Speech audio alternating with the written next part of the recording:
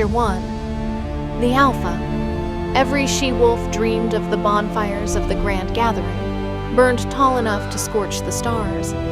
Scarlett Hayes stood at the very back of the Silver Creek delegation, where the grass hadn't been trampled flat yet, and the smoke hadn't quite reached, and told herself for the 100th time that night that no one was looking at her.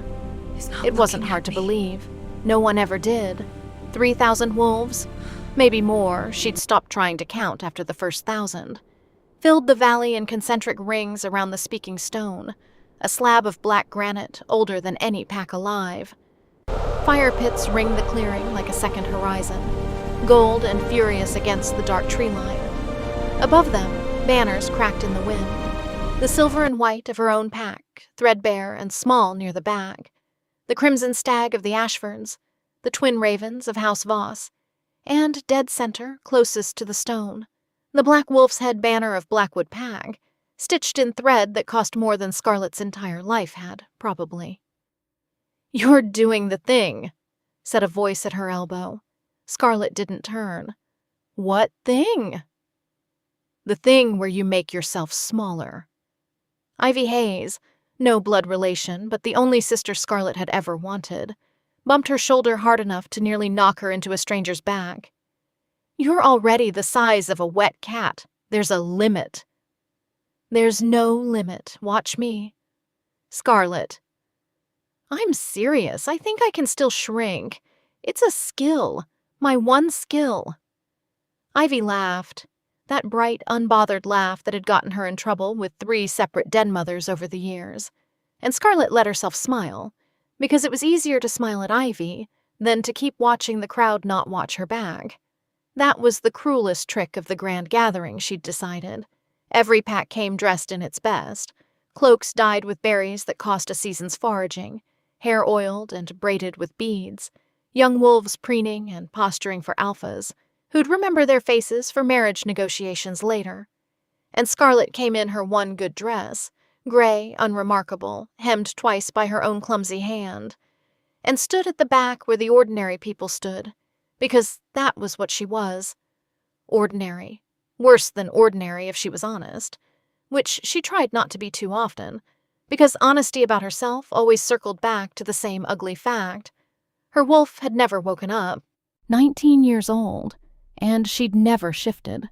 Not once.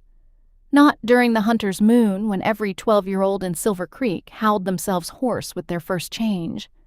Not during the fever-pitch nights of her 16th birthday, when even the sickly, the small, the late bloomers finally cracked open and let the wolf out. She'd waited. She'd prayed to a moon that never answered. And eventually she'd stopped waiting, because waiting for something that would never come was its own particular flavor of humiliation, and she'd had enough of that flavor to last several lifetimes. Silent Wolf, the pack children used to call her, in the years before she'd learned to make herself invisible enough that they forgot to call her anything at all. Broken Girl, Empty Haze. "They're starting," Ivy said and gripped her hand. The crowd's noise didn't die so much as fold in on itself, 3,000 conversations collapsing into a single held breath. And Scarlett looked up at the speaking stone in time to see the alphas take their places. She had seen pictures. Everyone had seen pictures. But no picture in the world had prepared her for the sight of Adrian Blackwood in the flesh, stepping up onto that black stone with the ease of a man who had never once doubted his right to stand exactly where he was standing. He was— there was no other word for it, and she hated herself a little for reaching for it so fast. Magnificent. Not in the soft, court-painting way the noble sons were magnificent, all good bones and better tailors. He was built like something the old stories warned you about, 6.5 feet of coiled, quiet danger even standing still. Dark hair pushed back from a face that looked carved rather than born. When he moved, the crowd's fire shadows seemed to bend around him, like even the light knew better than to get in his way. Alpha Adrian Blackwood, 27 years old, head of the richest, oldest, most powerful pack the Western Territories had produced in 300 years. The wolf, every unmated she-wolf between here and the coast, had memorized down to the shape of his jaw, because rumor had it, and rumor was, in Scarlett's admittedly limited experience, usually right about men like him, that he had never once looked twice at anyone. Beside her, she felt Ivy go rigid with the particular, painful attention of a 16-year-old in the presence of a legend. "Oh, no," Ivy breathed. "Oh, no. I'm going to embarrass myself just from 20 yards away." "You're fine." "I'm not fine, Scarlett. Look at his shoulders." "Ivy, I'm just saying, if the moon goddess made a mistake and accidentally called me his mate tonight, I would like it on record that I did not ask for this, and also that I would handle it extremely well." Scarlett swatted her, laughing despite herself, and didn't notice. Because why would she? Why would anyone? That 30 feet to their left, at the tangled dark edge where the firelight gave out and the forest began, a lone figure had gone very still among the shadows of the pines. The ritual of the grand gathering was older than any pack's written history, and every wolf present had heard it recited so many times it had the rhythm of a lullaby. The elders spoke first, blessings, boundaries, the long, slow accounting of alliances renewed, and grudges set aside for one sacred night. Then came the part the crowd had actually gathered 11 miles through open country to see. The alpha of Blackwood Pack would, as tradition demanded of any unmated alpha at the height of his power, name his mate before the assembled packs, if the moon goddess had blessed him with the knowing. It was, everyone understood, a formality. Adrian Blackwood had been unmated for 27 years. There was no reason to think tonight would be different from any other gathering he'd stood through in stony, magnificent silence, while a dozen alpha daughters held their breath and prayed. Lady Miriam Ashford's daughter, Celeste, stood in the front row of nobility in a gown the color of spilled wine, chin lifted at an angle Scarlett suspected had been practiced in a mirror. 3 other daughters flanked her, each dressed to outshine the last, each wearing the particular brittle confidence of women who had been told their whole lives that they were destined for something enormous. Councillor Damien Voss, an old, silver-templed wolf with kind eyes and a voice like poured honey, stepped up beside Adrian on the stone, holding a bowl of pale silver liquid that caught the firelight like captured moon. "As is old and sacred custom," he intoned, and the crowd's held breath thickened further. "The Alpha of Blackwood, in his power and his prime, may now speak the name the goddess has given him. Alpha Adrian, do you carry a knowing?" For one long moment, Adrian Blackwood said nothing at all. Scarlett watched him. Everyone was watching him. There was nothing else in the whole valley worth watching. And saw something cross that carved controlled face that she couldn't name. Not hesitation, exactly. Something closer to a man listening for a sound he half expected not to hear. Then his gaze moved. It swept the front rows, where Celeste Ashford's breath caught audibly enough that Scarlett heard it from 30 feet away. It swept past the noble houses, past the polished daughters and their hopeful mothers, past silk and gold and generations of careful breeding. And it kept going, past the middle ranks, past the working packs, back and back, toward the ragged edge of the crowd where the banners were thin and the dresses were homemade, until it landed, impossibly, unmistakably, undeniably, on Scarlett Hayes. She felt it before she understood it. A physical thing, a lightning strike heat that started somewhere behind her sternum and rolled outward through her whole body so fast her knees actually buckled, and Ivy's hand shot out to grab her arm. "Scarlett! That's not—" Scarlett's voice came out as barely a whisper, swallowed instantly by the crowd's rising murmur. "He's not looking at me." But he was already moving. Adrian Blackwood came down off the speaking stone the way a landslide comes down a mountain, inevitable, unstoppable, and terrifying to be anywhere near. And the crowd parted for him in a widening ripple of shocked bodies, 3,000 wolves turning to track his path like a single organism. Scarlett heard Celeste Ashford make a small, strangled sound behind her.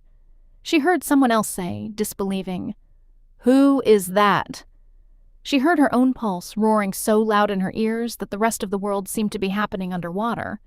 And then he was standing in front of her. Up close, he was even worse. Even more overwhelming, that impossible face, eyes the deep gray-green of a winter sea, and underneath the raw, physical fact of him, something that hit her far harder than his size or his beauty. He was looking at her like he recognized her, like they'd met before, in some life she had no memory of. "Scarlett Hayes," he said, not a question. Yes." Her voice cracked embarrassingly on the single syllable. "How do you—" "I don't." His jaw tightened, some private battle playing out behind those winter sea eyes, and for one strange, suspended second, she thought he might turn around and walk away, tell the whole gathering it had been a mistake, a trick of the firelight, anything. "I don't know you. I don't know your face or your voice or a single thing about your life." His voice dropped, quieter now, almost gentle, almost, she would think later, replaying this moment obsessively for weeks, almost afraid. "But I know what my wolf just told me, and he has never once been wrong." The entire valley had gone silent enough that Scarlett could hear the fires crackling, could hear the wind moving through 3,000 banners, could hear, she would swear to this later, though no one believed her, the specific individual gasp of Counselor Voss up on the stone, a sound with something underneath it she didn't have the language yet to identify as satisfaction. "You're my mate," Adrian Blackwood said, to the girl the pack children had called Silent Wolf and Broken Girl and Empty Haze for 19 humiliating years. "The goddess has never given me a knowing before tonight, and she's given me you." Scarlett heard herself laugh, one broken, disbelieving huff of air, entirely inappropriate for the moment, entirely honest. "That's not— I'm nobody. I'm not even— my wolf hasn't ever— you can't possibly—" "I can." He reached out, slow enough that she could have stepped back, could have run, could have done any of the 100 things her scrambling brain was screaming at her to do, and instead she stood frozen as his hand settled at her waist, warm, impossibly large, careful in a way that didn't match the crushing power radiating off every other inch of him. "I know exactly what I can and can't do, Scarlett Hayes. I've spent my whole life learning the difference. This isn't a mistake." Behind them, the valley finally exhaled, a sound like a held storm breaking, 3,000 voices erupting at once into shock, disbelief, scandal, delight. Somewhere in the noise, Scarlett heard Celeste Ashford's mother make a sound of pure fury. Somewhere she heard Ivy, her fierce, loyal, unbothered Ivy, screaming her name with a joy so unrestrained it nearly broke Scarlett's heart in half, and underneath all of it, underneath the roar of 3,000 witnesses watching an orphan from Silver Creek get chosen by the most powerful alpha alive, Scarlett Hayes felt something stir inside her chest that she had absolutely no name for. Not her wolf. Her wolf was still silent, still that same aching absence she'd carried her whole life. Something else. Something that felt, impossibly, like recognition, answering his recognition. 2 halves of a lock clicking together after 19 years of being told the lock was broken. "I don't understand," she whispered, only to him, only for him. "Why me?" Something flickered again behind his eyes. That same shadow from before, gone almost before she registered it. "I don't know yet," he said, "but I intend to find out. Together if you'll let me. I can." He reached out, slow enough that she could have stepped back, could have run, could have done any of the 100 things her scrambling brain was screaming at her to do, and instead she stood frozen as his hand settled at her waist, warm, impossibly large, careful in a way that didn't match the crushing power radiating off every other inch of him. "I know exactly what I can and can't do, Scarlett Hayes. I've spent my whole life learning the difference. This isn't a mistake." Behind them, the valley finally exhaled, a sound like a held storm breaking, 3,000 voices erupting at once into shock, disbelief, scandal, delight. Somewhere in the noise, Scarlett heard Celeste Ashford's mother make a sound of pure fury. Somewhere she heard Ivy, her fierce, loyal, unbothered Ivy, screaming her name with a joy so unrestrained it nearly broke Scarlett's heart in half, and underneath all of it, underneath the roar of 3,000 witnesses watching an orphan from Silver Creek get chosen by the most powerful alpha alive, Scarlett Hayes felt something stir inside her chest that she had absolutely no name for. Not her wolf. Her wolf was still silent, still that same aching absence she'd carried her whole life. Something else. Something that felt, impossibly, like recognition, answering his recognition. Two halves of a lock clicking together after 19 years of being told the lock was broken. "I don't understand," she whispered, only to him, only for him. "Why me?" Something flickered again behind his eyes. That same shadow from before, gone almost before she registered it. "I don't know yet," he said, "but I intend to find out. Together, if you'll let me." She should have said something wise, something worthy of the moment, of the firelight and the 3,000 witnesses, and the whole fairy tale shape of what was happening to her. Instead, what came out of her mouth, unbidden, humiliatingly honest, was, "I don't even know how to be a Luna." For the first time since he'd stepped off the stone, Adrian Blackwood's carved, controlled face cracked into something warmer. Not quite a smile, the ghost of one. "Good," he said. "Neither did my mother, the first year. She figured it out. So will you."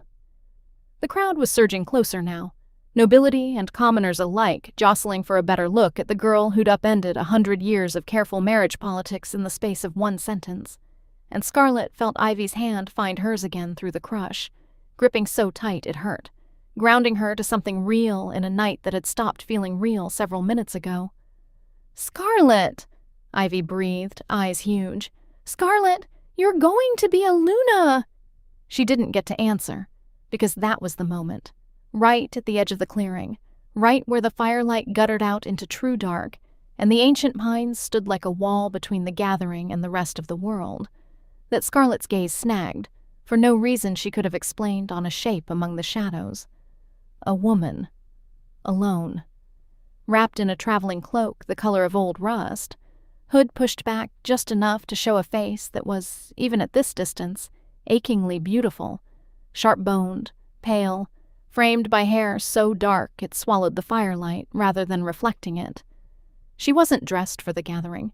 She wasn't dressed like she belonged to any pack at all, and she was looking directly at Adrian Blackwood with an expression Scarlett had never seen on another living creature's face before, grief so raw and so total that it looked, for one disorienting second, like physical pain. The woman's lips moved. Scarlett couldn't hear the words, not over the roar of the crowd, not from 30 yards away, but she would swear until the day she died that she read them anyway, some instinct older than language translating the shape of that stranger's mouth into two words that dropped through Scarlett's chest, like stones through ice water. "My mate!"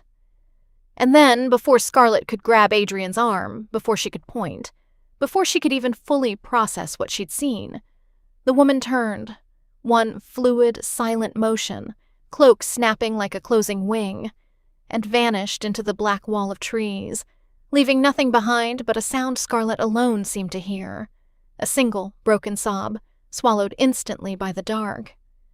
"Scarlett?" Adrian's hand tightened at her waist, following her gaze toward the tree line, toward the empty place where a stranger had just stood weeping at the sight of him. "What is it? What did you see?" Scarlett opened her mouth to answer him. She had absolutely no idea what to say.